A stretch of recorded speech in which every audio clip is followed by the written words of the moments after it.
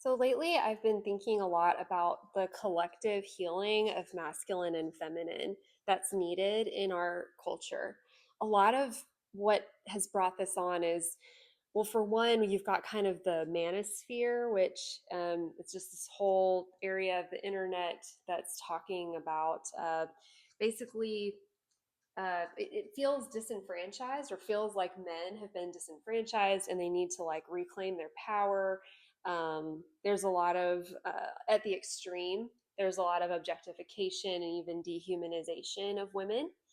um, and it's very regressive and patriarchal.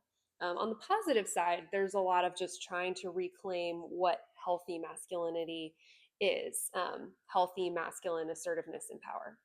Then on the other end of the extreme, like on the internet, you've got, I don't know what you'd call it, but the womanosphere, which is often women who are, you know, very angry at the systems that have kind of kept us back in career and in business and just society. And a lot of these women are just like, we don't need men. And they've just sworn them off entirely. And they've even just been like, women need to rule the world because men have been doing a really bad job. And I think a lot of what's going on in these spheres, by the way, there's a very strong relationship, like politically, with where they're at and what they think about certain political leaders. And I think that a lot of what's going on is we've disowned parts of ourselves. And when we disown parts of ourselves, we are going to swing to an extreme. So, for example, like this is going to sound interesting, but like there is a Trump inside each one of us.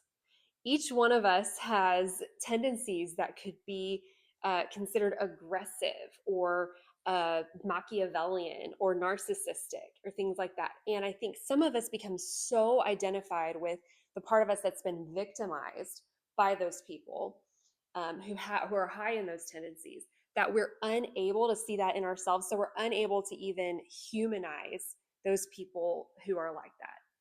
It doesn't mean we have to vote for them, doesn't mean we have to agree with them, things like that. But it does make it to where we're absolutely unable to understand where they're coming from.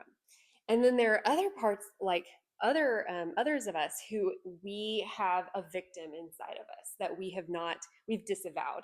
And especially men have that tendency to have disavowed that victim inside of them, the one that's not powerful, the one that doesn't have a voice.